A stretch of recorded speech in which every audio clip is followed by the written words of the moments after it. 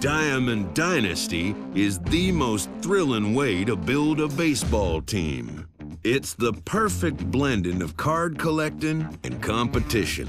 Here, legends come out of the cornfields and play alongside the stars of today. Assemble your best team and lay claim to the land as you forge ahead in conquest to be the best.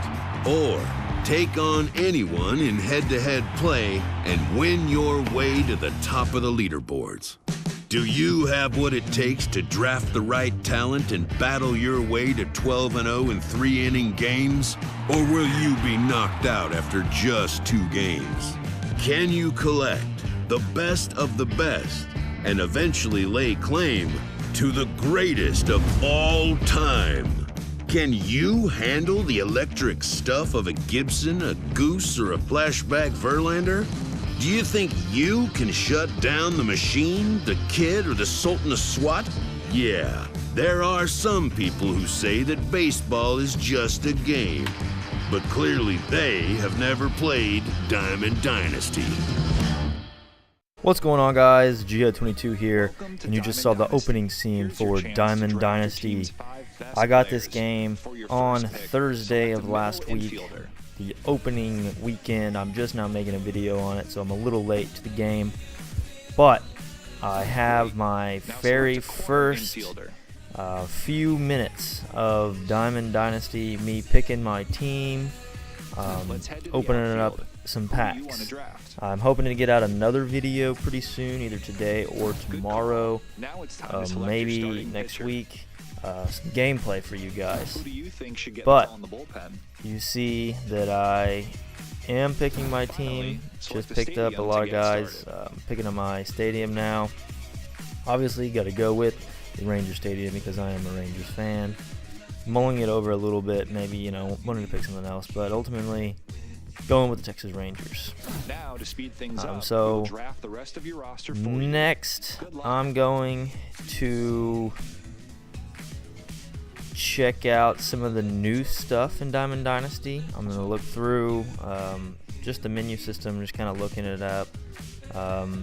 Pretty cool that they laid it out like this. It's much more bright. I like it a lot more than I did last year. Last year felt kind of like dark, kind of confusing.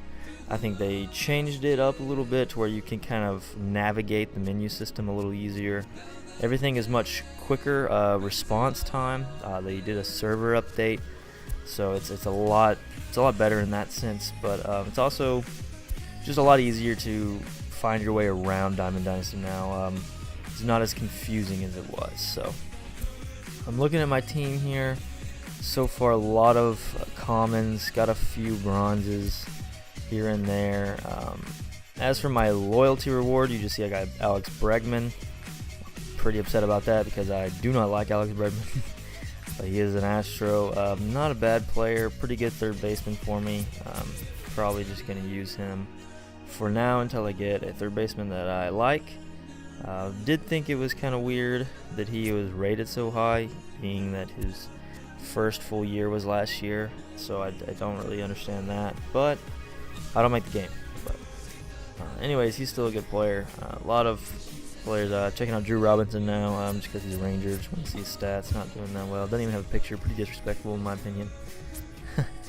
But yeah, you can see that he has pretty much every single position as a secondary position. Pretty cool, except for catcher and pitcher. But then I did get Ichiro. Pretty cool there. He's a Mariner again. Hope to see him succeed in Seattle, where it all began in the major leagues for him. Obviously, he is not the player he was back then, but still pretty neat to see him in the Mariners uniform. So now we're going to flip over to some packs. Got my pre-order, my MVP edition, and then a gold starter pack. So here's a pre-order pack. Got a classic stadium, a mission starter, and then 10 standard packs. So next we're going to open up the pre-order bundle. So got a legend item and 10 starter packs for that. So we're going to, the closed alpha was what that gold was. So we're going to go standard pack first. Nothing out of this one. A lot of commons. I get one silver and James Hoyt and Jordan Montgomery. So 2 silvers in that one. Not terrible. Just 2 pitchers. Overall, I think this game is a lot better than last year. Just the way they set it up, the programs, everything is a little smoother, a little better. I've only played a few games online, some Battle Royale. I have not played a game of Diamond Dynasty, just like ranked seasons yet, but looking forward to get to that. Haven't played any Road to the Show, played a little bit of franchise mode. It'll be the show. So I mean, if you love the game, you love baseball, you're probably gonna get it, and you're probably gonna enjoy the game. They do, the updates every year with, they improve one little thing or a few little things, and this year they focused on Road to the Show, improving that, making it more kind of story mode, which I think is pretty neat. They made franchise mode a little bit better. Made it a little bit easier to navigate, a little bit easier to know where you are in the season, what you need to accomplish, what your tasks are.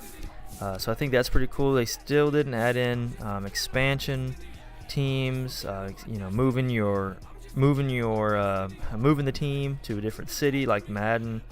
You can't customize your jerseys in franchise like you kind of can in Madden. Madden doesn't have full customization, but they give you some options about changing your names and stuff. But can't make a stadium like I want, everybody kind of wants. They had in one of the MVP baseballs way back in the day. I don't think that technology is going to be in the game anytime soon, because I think it's a big mechanic that they have to add into the game, and they'd have to go in and make every stadium customizable. And I think the amount of artwork they put into each stadium and the backgrounds of each stadium, I feel like it would be pretty hard to just let us customize that. I think they would have to back down on the graphics a little bit for you to be able to customize it in that way. But other than that, you can still see I got Ken Griffey Sr. out of that pack. Closed alpha pack here. I get Elvis Andrus, which I'm pretty happy about because he is a Ranger. I feel like he should be rated a little bit higher, especially with Alex Bregman being 83. Elvis Andrus was the second best shortstop offensive-wise last year to Francisco Odor. I mean, he had a career year last year and only ranked 80. But anyways, I'm going to keep on rambling here. So opening day was last Thursday. A lot of things happened. We had Giancarlo Stanton hit a home run in his first at-bat for the Yankee. We had Ian Happ hit a first pitch of the season for a home run. We had the Astros win over the Rangers, which I was pretty bummed about, but they did get the win on Friday night. We had Friday night, the Marlins and Cubs go 17 innings, which ended in a Marlins walk-off. Yeah, Marlins walk-off, I believe. We had the Pirates and the Tigers played in a crazy game. Ended up going, was it 13 innings? 12, 13 innings-ish. Ended in a 13-10 Pirates win after the Tigers walked it off in the ninth, and only to get that overturned by a replay.